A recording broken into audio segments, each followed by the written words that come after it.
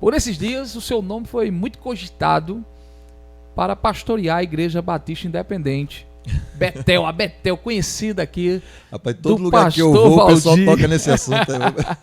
E eu lembro que várias vezes eu conversei com ele sobre isso. Eu disse, pastor, será que Jader não é um bom sucessor? Seria um bom nome? E ele sempre olhou com muito carinho, né? Durante muito tempo você foi um dos pregadores oficiais ali. O Réveillon era eu oficialmente. Tinha que estar lá. Mas eu ouvi de muitas pessoas que eles iam, e isso me entristeceu muito. Porque as pessoas diziam, Jader não fica em canto nenhum. Ele vive de um lugar para o outro, ele é um nômade, ele é um missionário, ele não consegue parar em um lugar. Então como é que ele vai cuidar dessa igreja com tantas demandas? Então eu vejo que muitas pessoas descredibilizaram a sua ida. Disseram, não, acho que ele não vai ficar aqui. Até porque por esses dias você estava lá nos Estados Unidos. Uma vez ou outra a gente vê, uma hora você está no sertão, outra hora está aqui em João Pessoa, aí nos Estados, em tantos lugares. E como é que você vê isso? Já começa com um assunto leve, clean, né? É verdade. Diego, na verdade, no início desse podcast você falou que algumas pessoas descredibilizam, alguns pastores são descredibilizados, eu acho que essa foi a sua palavra, por serem missionários. Cara, que honra para mim ser descredibilizado por ser missionário num tempo onde tantas pessoas são descredibilizadas por serem ladrões, infiéis, prostitutos, mentirosos, duas caras, mau caráter. Então, pense num descrédito que me dá honra, esse por ser missionário. Mas dito isso, outra afirmação, né? Jader não para em lugar nenhum. Cara, eu estou há 15 anos sendo pastor da mesma igreja. A nossa igreja PIB, né, de Amparo, a primeira igreja batista, que a gente chama de Igreja Batista do Amparo, né? Algumas pessoas podem fazer, pronto, Cidade Viva, né? É a Igreja Batista do Bessamar, é o nome jurídico, né? Mas é a Cidade Viva. Igreja Batista do Amparo é a primeira igreja batista da cidade de Amparo. E eu estou lá há 15 anos, eu sou o pastor fundador da igreja. E nós já temos uma congregação na cidade de Brejinho que está para ser emancipada, que é a segunda igreja batista de Brejinho, que a gente chama também de Igreja Batista do Amparo em Brejinho. E um bom líder é aquele que faz o que Jesus mandou fazer. Ide e faça discípulos. Amparo, a gente está ali há 15 anos e temos um seminarista, o seminarista Gabriel.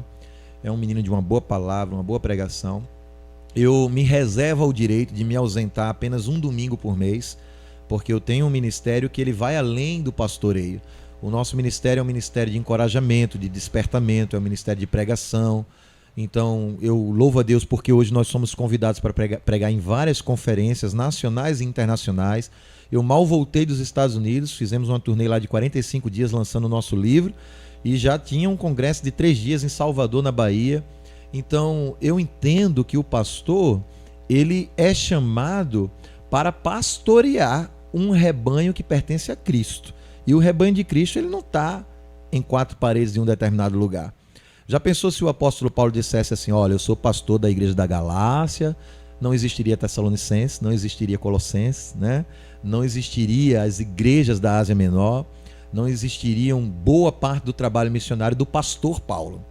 Alguém tem a ousadia de dizer que Paulo era um mau pastor por ter feito Titos e Timóteos? Muito pelo contrário, eu acho que um bom pastor é aquele que faz com que o ministério ande, mesmo que não precise ter ele como muleta. A igreja sadia é uma igreja envolvida com missões. O pastor Valdir, ele dizia assim, quando o pastor corre, a igreja anda. Quando o pastor anda, a igreja rasteja. Quando o pastor rasteja, a igreja para. Quando o pastor para, a igreja morre. Então eu sou um pastor que está correndo para ver se a igreja anda, né? E tem andado, louvado seja Deus. A gente entende que a obra missionária, ela valida o ministério pastoral.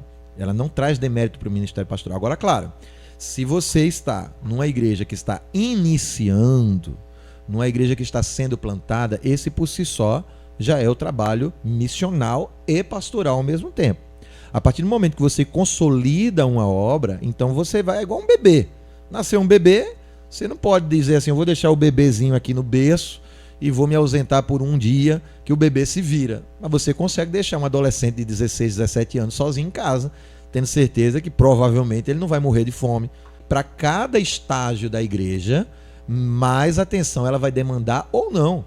Então é interessante você notar, eu estou lidando com a igreja madura, ou eu estou lidando com a igreja bebê, uma igreja que ainda precisa do balanço do pai, da mãe. Cada situação é que vai discorrer quanto de espaço o pastor vai ter para missionar. Uma igreja como a Batista Betel, com mais de 40 anos, já não é mais um bebê. Não, é uma igreja que anda sozinha. Mas ela quer exclusividade, ela quer que o pastor viva para ela. É claro que qualquer pastor que assumir uma igreja como a Batista Betel, ele vai fazer um trabalho de longo prazo.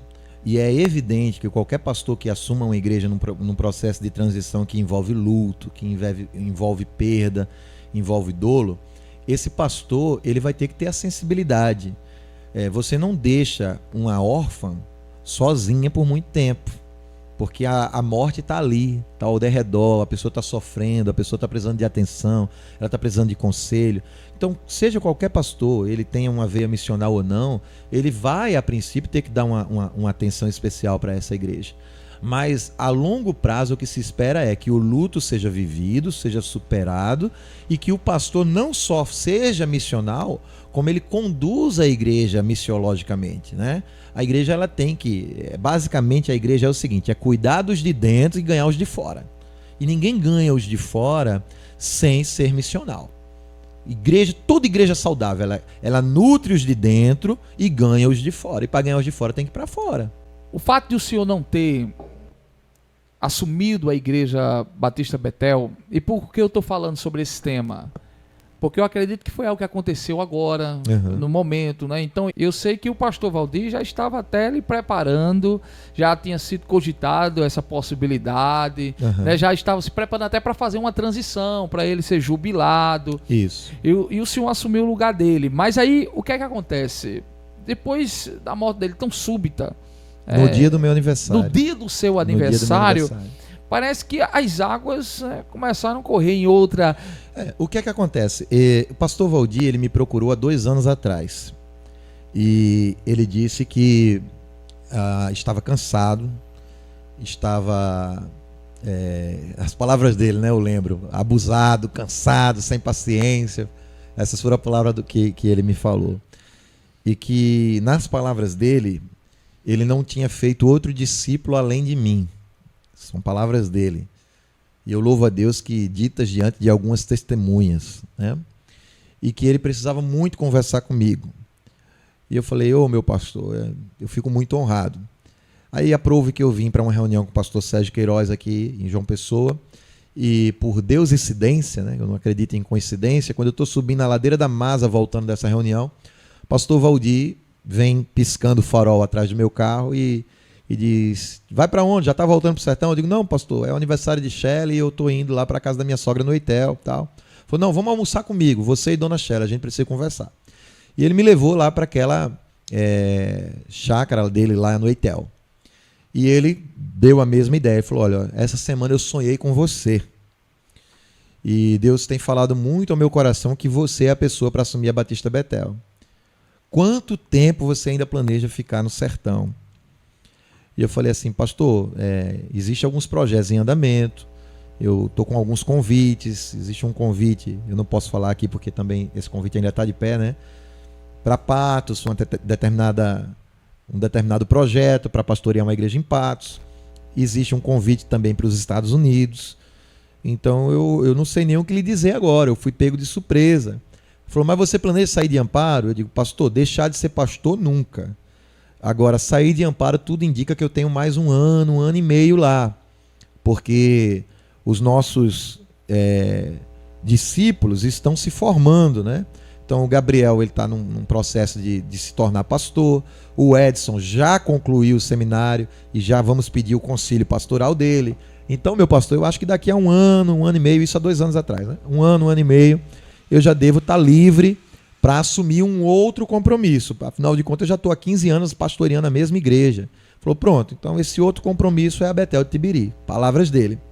Aí eu dei uma risada e falei, vamos ver, pastor, vamos conversar. Porque o pastor Valdir era muito de momento, então eu tinha medo dele estar falando isso só por falar.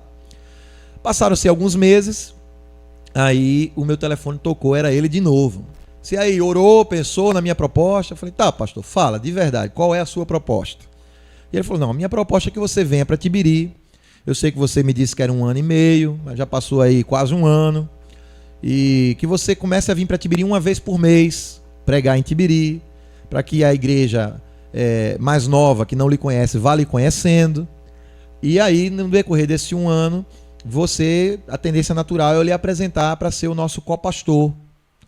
Porque aí na minha saída, você se torna automaticamente o pastor. Né? É um processo natural que ele queria fazer. Ele não queria fazer uma coisa, chega já e acabou. Ele queria fazer uma transição. Ele falou, pastor, vamos conversar sobre isso. Eu não sei, ainda estou vendo essa proposta lá para Patos, tem outra proposta para os Estados Unidos e tal. E aí chegou uma hora que depois de 1 ano tendo passado, e 6 meses só para o prazo que eu tinha dado, ele me ligou e falou, e aí? Estou precisando de uma resposta sua urgente. E eu falei, pastor, o senhor me autoriza a pegar essa nossa conversa e conversar com alguns membros da diretoria? Ele falou, tá, converse com quem você quiser, rapaz, pode conversar, pode levar para algumas pessoas. Aí eu liguei para o pastor Xaxá, que é o pastor da Igreja Nazareno, você deve conhecer. Liguei para o pastor Paulo Nóbrega, da comunidade Zoe, falei para ele dessa proposta do pastor Valdir. Você estava com bons conselheiros, né? Homem claro, de peso, né? Aí teve um que me disse, tu é doido, velho, pastor Valdir diz uma coisa e depois ele volta atrás, tu tá muito bem, não vai... Só que assim, eu já tinha proposta para os Estados Unidos, já tinha proposta para Mangabeira, já tinha proposta para Patos. E eu estava determinado a ficar... E amparo de vento e polpa, né? Brejinho. Brejinho bem. Que é o momento bom de você sair de uma igreja quando a igreja está boa. Você sair para deixar prejuízo para os outros? Não, pelo amor de Deus. Você tem feito um bom trabalho. Né? 15 anos, né? Então eu pensei, não, eu também quero novos ares.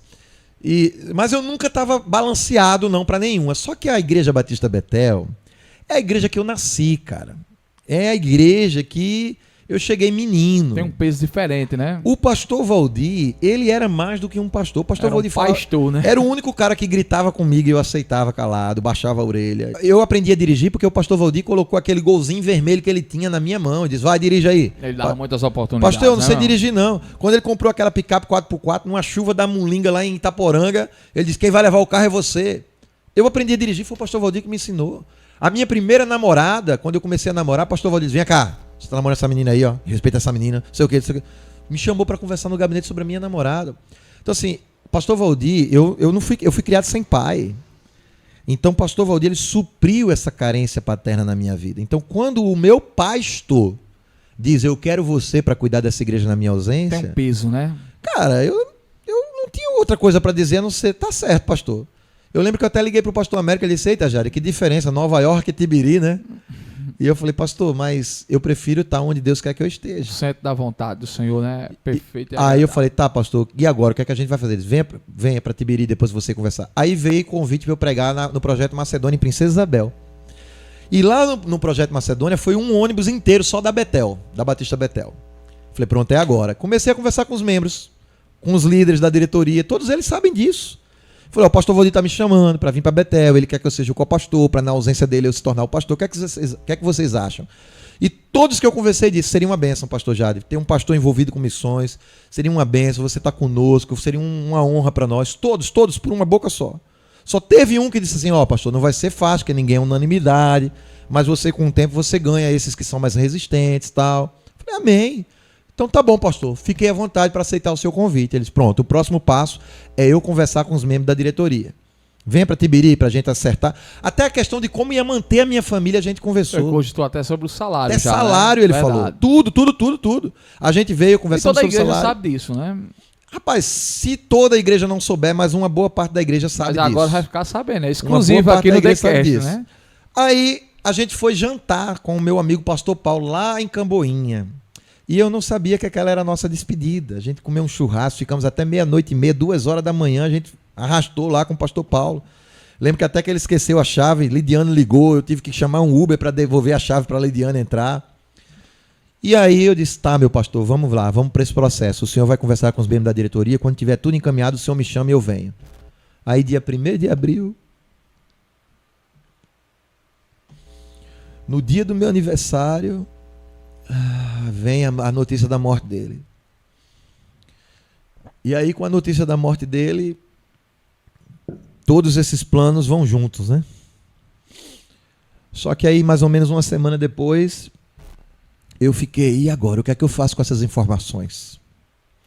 se eu contar para alguém, vai parecer que eu estou de olho nos despojos. Que é um urubu querendo sambar em cima da carniça, né? Mas não, eu sentia que eu devia isso a ele. Que não era justo ele levar isso para o túmulo. Que essa era a vontade dele. Eu lembro que eu até citei o Alexandre de Jesus, né? Pastor, e Jesus não dava certo? Ele falou, não, é um menino muito bom, um menino de uma boa palavra, mas não está pronto ainda, está muito verde. Você já é um homem que já pastoreou, 15 anos pastoreando na mesma igreja, já prega fora, já prega dentro, fala com gente de tudo que é qualidade, aquele jeito dele, aqueles elogios que ele faz. Não teve essa opção de fazer o convite? Não teve essa opção. Isso foi tolhido pelo pastor Humberto. O pastor Humberto ocultou da igreja essa informação. O pastor Humberto... Mas como é que ele ocultou se é do conhecimento de todos? É do conhecimento porque eu contei em Princesa Isabel. Sim, entendi. Eu contei em Princesa Isabel com autorização do pastor Valdir. E não é do conhecimento de todos, Pensei não. que tinha vindo à tona depois. Não, é do conhecimento de muitos, mas não de todos. Muita gente não sabe disso. Vai ficar sabendo agora. O pastor Humberto, ele ocultou essa informação da igreja e quando veio na diretoria por aqueles que sabiam, ele disse, não, Jader não é uma opção. E uma das razões que o pastor Humberto falou que Jader não era uma opção, segundo ele, e alguns trechos, a Bíblia diz, eu só estou falando isso com responsabilidade, porque a Bíblia diz que pela boca de 2 ou 3 testemunhas você sabe que o fato é verdadeiro. E não foi apenas 3 testemunhas que estavam presentes na reunião da diretoria que disse, esqueça Jader. Jader não é uma opção. Jader não é pastor Batista Betel. O que nós sabemos, e ele sabe disso, o pastor Humberto sabe disso, que não é uma verdade. Inclusive, deixa eu fazer uma ressalva aqui, inclusive nós temos um grande carinho pelo pastor Humberto. Quero o senhor aqui, meu pastor. Eu sei que na posição que ele está, ele preza pela convenção. Uhum. Ele como presidente da convenção, claro, se você fosse o presidente, você prezaria para colocar alguém da própria convenção. Por mais que você já tenha sido, eu fui da convenção Não é isso que batista. está em pauta, veja bem. O que está em pauta é que o protocolo não foi respeitado. Isso é gravíssimo. É importante ressalvar, isso é gravíssimo. Fazer essa ressalva, né? Eu não estou falando aqui da pessoa de Humberto, a qual eu conheço desde que eu tinha 15 anos de idade. Que é um homem extraordinário, né? Faz um trabalho excelente em Marcos Moura. Inclusive, se fosse para eu sugerir um nome para cuidar da Batista Betel, se fosse um voto meu, seria Humberto. Agora, a forma como o pastor interino se comportou nesse protocolo não foi correta. Humberto não fez um bom trabalho. Mas será que pastor Humberto não representa a voz da convenção? Sim. Então, assim, será que ele não ouviu os outros pastores, como o pastor Manfredo, que tem muito peso, pastor Isaac? Independente disso, existe um protocolo a ser seguido. E o protocolo foi ignorado. Geral das igrejas batistas, da Aliança Batista Mundial, a qual a CIB faz parte. Que eu sou batista brasileiro, a CIB Batista Independente. O protocolo geral é que, no mínimo, haja uma lista tríplice. Experimentada. Apesar que houve, né? Não houve. Houve 3 pastores citados. Não houve. O que houve foi, tem esses 3 nomes, vocês vão ter essa opção aí. Não houve experimentação desses 3 nomes. E quando é uma sucessão pastoral por causa de questões, escute bem, por causa de questões de jubilação, geralmente o pastor que vai ser jubilado, ele tem um nome. Então ele traz um nome. O presidente da convenção, ele traz pelo menos um nome. Ele podia trazer mais, mas ele traz pelo menos um. E a igreja também fica aberta para dizer, eu queria sugerir outro nome.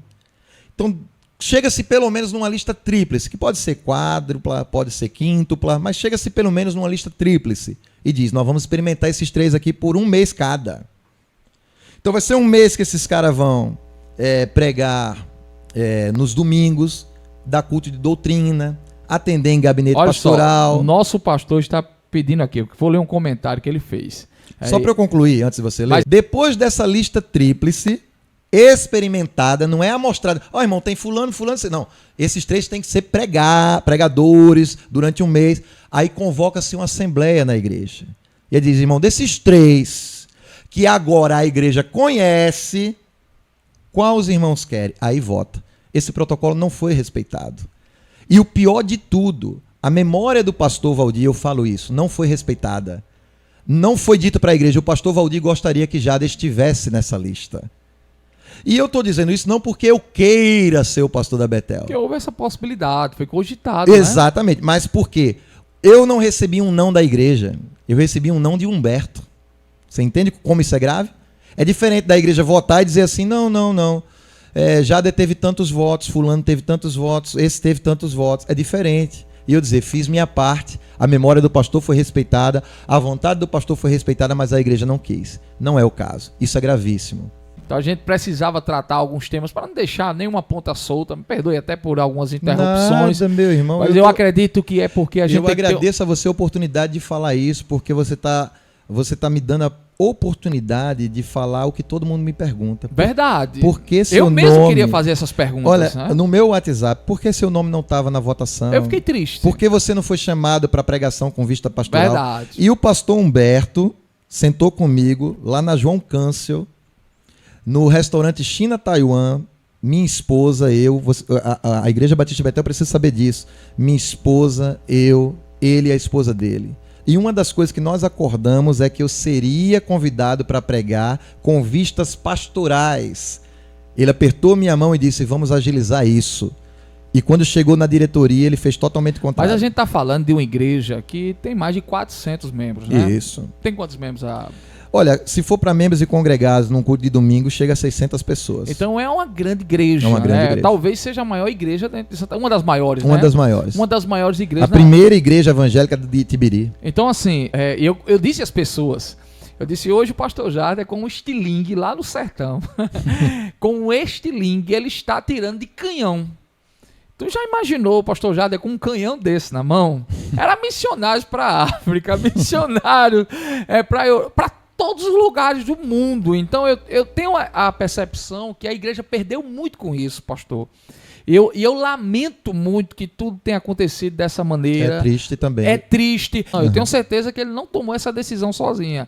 Existem outros pastores que, inclusive... Repito, se a mesa diretora da convenção foi conivente com a minha ausência, ela também errou. Mas eu ouvi outros pastores da convenção que tinham a mesma opinião. Mas também errou, desrespeitou a memória do pastor. Assim, eles são presidente, as regras se mudam.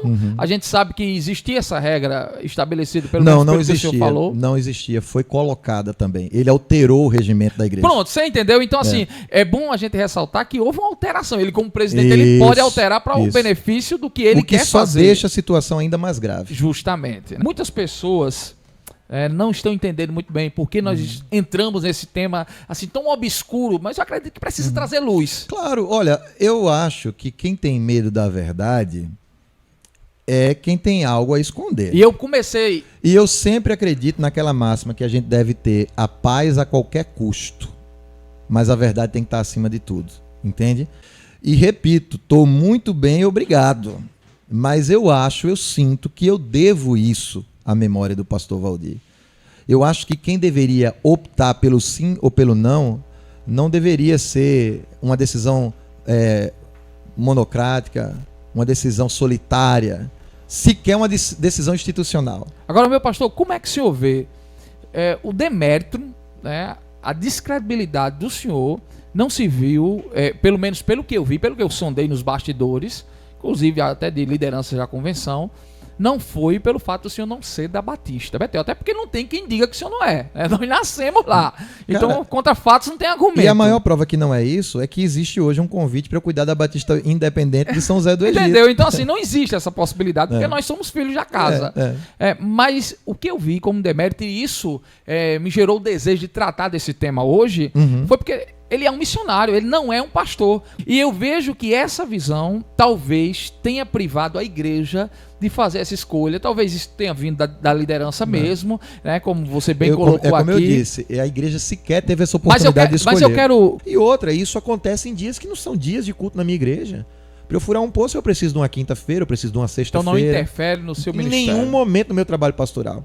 E às vezes, hoje a gente chegou a 71.500 seguidores no Instagram, no @PRJaderMedeiros. Meus parabéns. A gente passou dos 70 mil seguidores no Instagram. Aí o pessoal fala assim, eu só vejo você furando poço, pregando em conferência, pregando não sei onde, nos Estados Unidos, na Bahia, no Rio de Janeiro.